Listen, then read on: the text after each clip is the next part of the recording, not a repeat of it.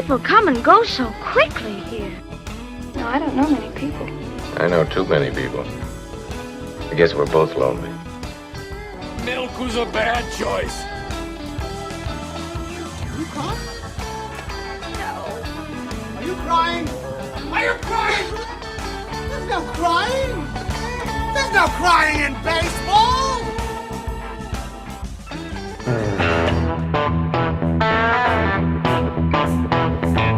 You get that music going, you know it's only one thing that's possibly be happening. It's a barbecue show on the Al Travis Show, and love having him on. He is Stunt Monkey. We're missing Jake today, but sometimes that'll happen. Stunt, how are you doing? Doing really good, thank you. How you doing? Good. I can't complain. I just know you're up in the Mankato area. I should throw this out. Going to be up there this afternoon. Big Ag Expo going on in your neck of the woods. So I'm heading up for that. I'm going to be in your neighborhood, buddy.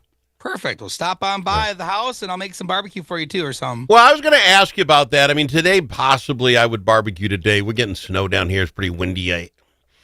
The wind, there are two things. Obviously, cold.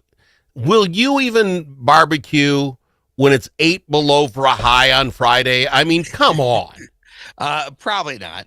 Only because the wind chill, not because of the temp. No, I don't know. It gets cold without a doubt. And Jake and I do take a lot of pride in being Minnesotans, and we get out there and barbecue no matter what.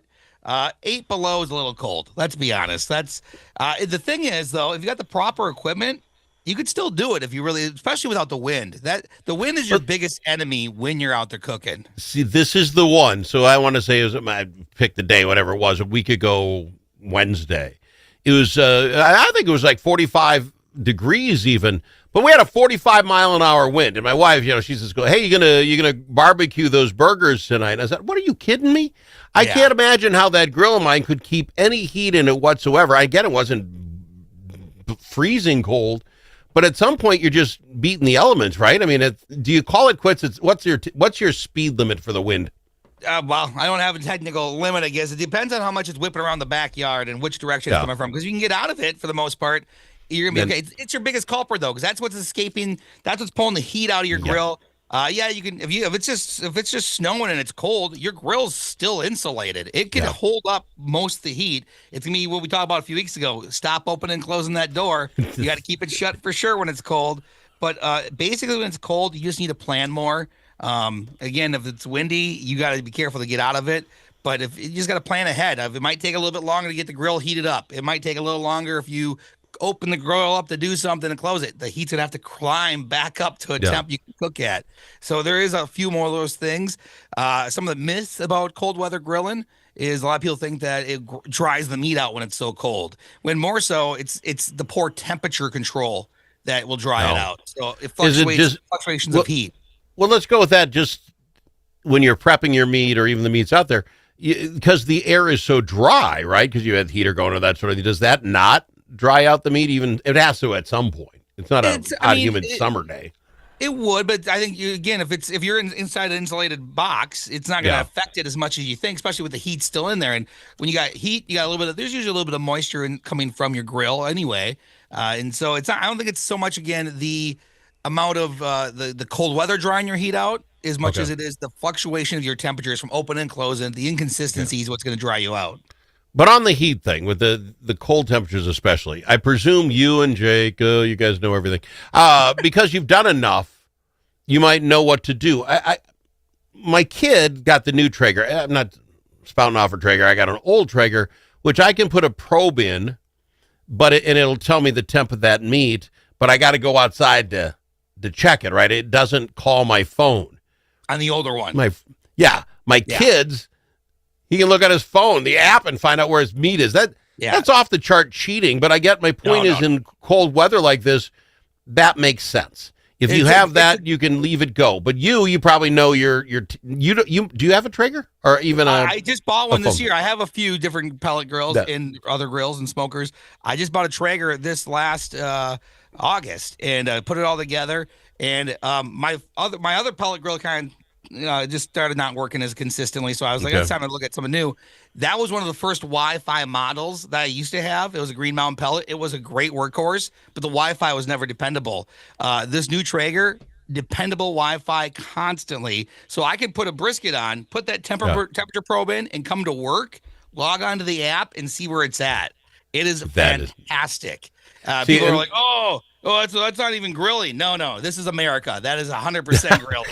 Well, I'm just jealous of it, but my point is, for me then, because even in cold temps, not 8 below, that's ridiculous, but even when it's sub-zero or, getting 10 degrees, I don't like running outside, pushing the little button, finding out what the heat is. I'm freezing my tuchus off the grill. So is it grilling if I do it in the oven roughly the same way in the winter?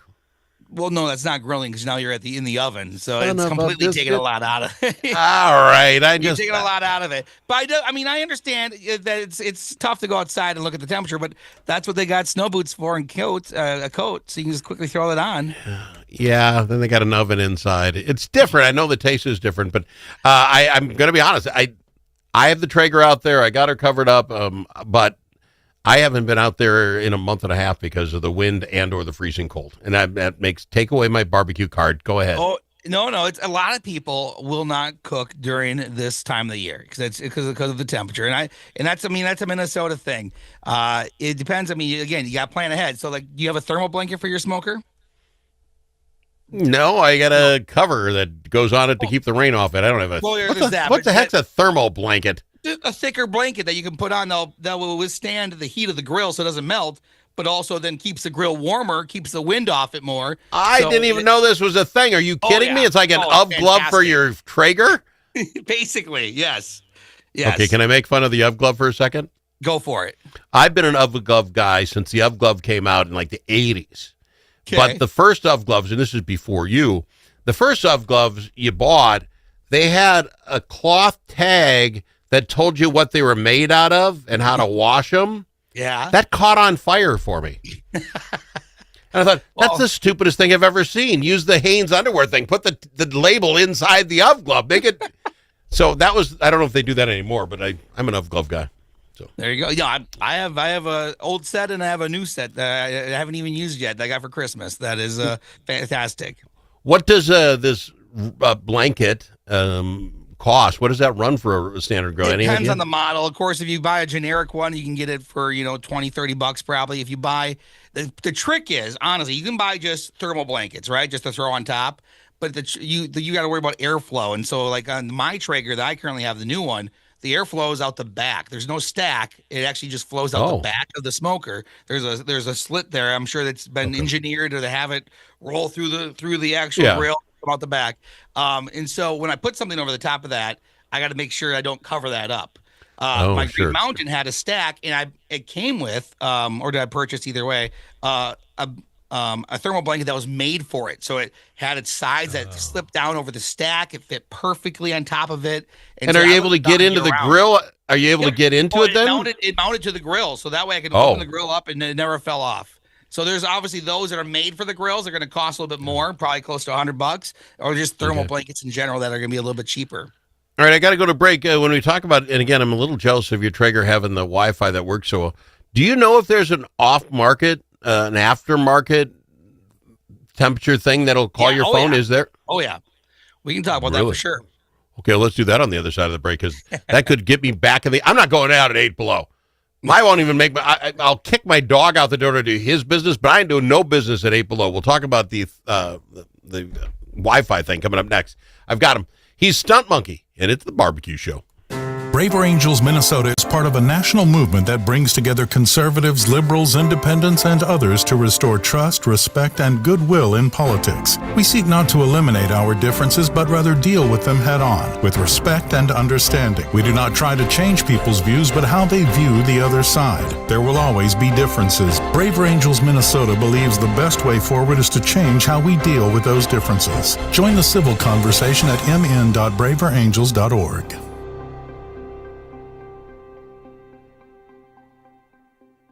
If it's your turn to host a game, Grandpa's Barbecue suggests you try something different. Put out the perfect barbecue flavor of Grandpa's Barbecue. Add it to your ribs, dip the meatballs, or drench your wings in the original flavor of Grandpa's Barbecue. It isn't too hot or spicy, fruity or smoky or whatever. Grandpa's Barbecue. Available in select stores and online at grandpasbarbecueshop.com.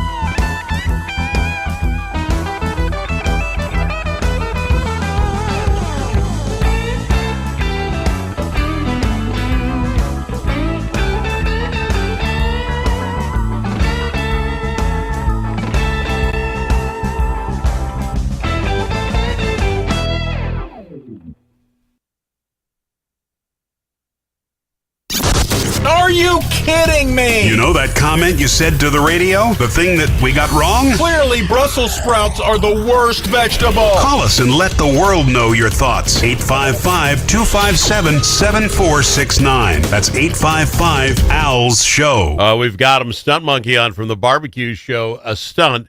When we left, the idea of getting a probe for the meat, a temperature probe, that can get it onto your phone, Wi-Fi enabled.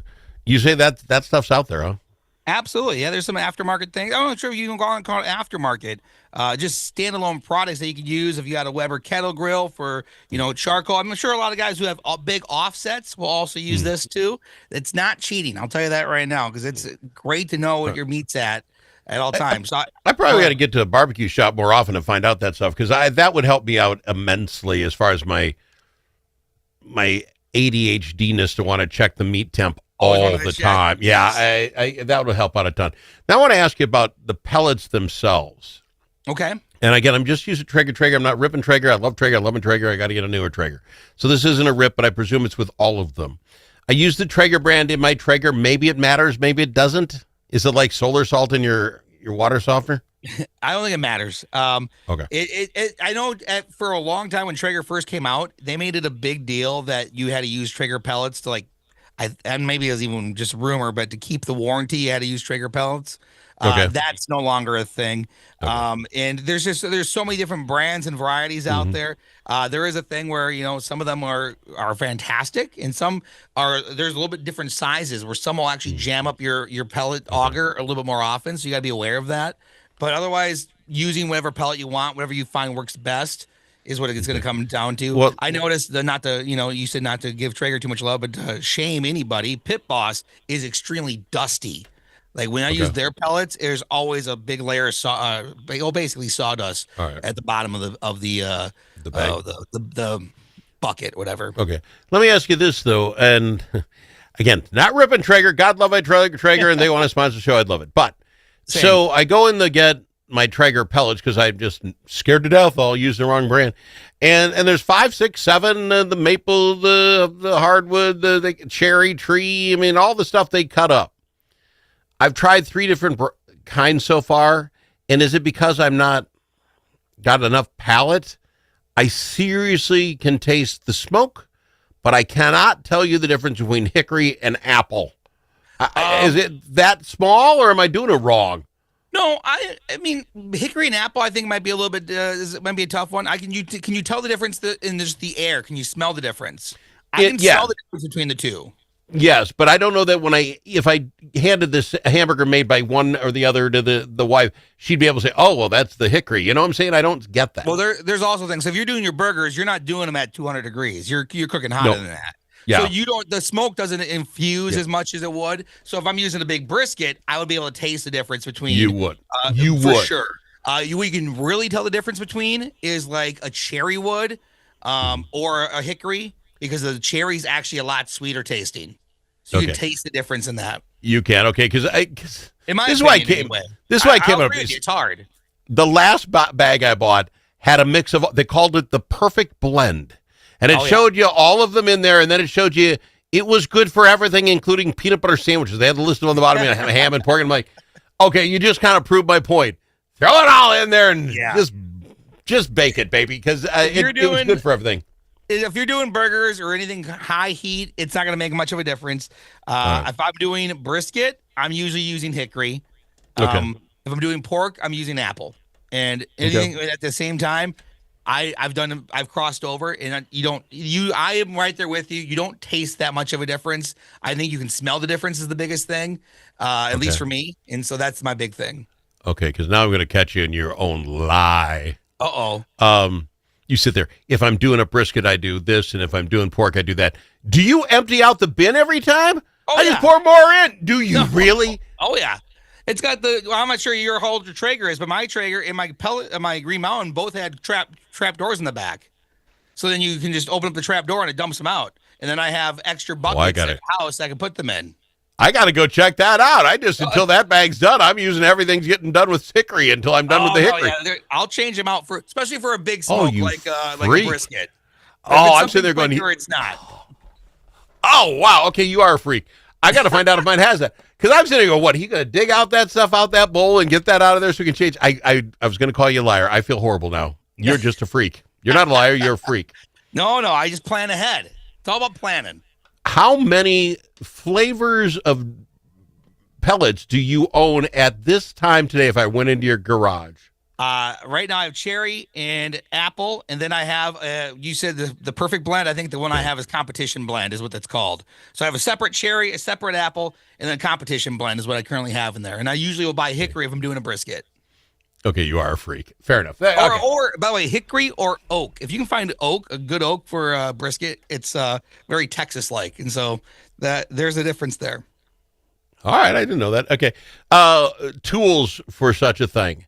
Again, the son's got the fancy Traeger, so the wife for Christmas got him a multi-tool set thingy that magnetically clings to the side of the Traeger. What is your go-to? How do I put this? Once you start barbecuing, I must have 15 tongs. Every time Father's Day comes up, I get another set of barbecue crap because my kids just don't want to think any harder than that. Do you have just a go-to? You had a couple, 3 things. You're not using the pitchy fork thing because you put holes in the meat. What do you use? You're correct. I don't use anything that stabs the meat. I see people do that all the time. I don't understand it. I think the more you stab it, the more juice will run out of it. So, but definitely, I got a set of tongs that I use. Two tongs I use almost for everything. And if I need it, I have backups that I've, like you said, you get extra ones all the time. So they're in a different drawer if I need them, but it's always the same 2 otherwise. Yeah. And then there's 2 spatulas that I use, one for burgers and the one that's like for just more almost scraping the grill off. So, I mean, I use it if I need to, but it's scraping half the time. With the last minute, I know you understand what that means. How often are you literally cleaning down the grill? You're taking it down to the nubs and cleaning off the grease and all. How often do you do that? I would recommend every 3-4 cooks. It depends. I mean, for sure. And if you're doing like a big cook, like you're about to do a brisket that's going to be on there for 12 hours, I would clean it for sure, no matter what you did before that, just to have it cleaned up. Because it's going to run for 12 hours. You're going to want to have it be clean in there to have, so you don't get a lot of layers of soot and ash inside there and stuff. Okay. When you say clean, by the way, I'm not like busting out the cleaning oil or anything else. Yeah. I'm just vacuuming out the dust and everything else. Yeah, fair enough. Just back to the tong things quick. I found this is interesting. I got a set of 3 tongs, small, medium, and the large tong. For God's sakes, I only use the large tong. You know why? I don't want my hands anywhere near the heat. Why in God's green earth would I use that little bitty tong? It's the stupidest invention ever, the small tong. Oh. I don't care. I use the big tong. I appreciate you, my friend. That's the music has got to start. We got to get out of here. Jake, I love having you on. Jake, Stunt Monkey, I love having you on the show. Thanks for doing this. Thank you. His name's on your screen. That people watch the show. Is, sure enough. Yeah, appreciate you, my friend. Thank you for doing that. Maybe I'll catch up in Mankato today at the Ag Expo. Sounds great. He's Stunt Monkey, and it's the barbecue show on the Al Travis Show.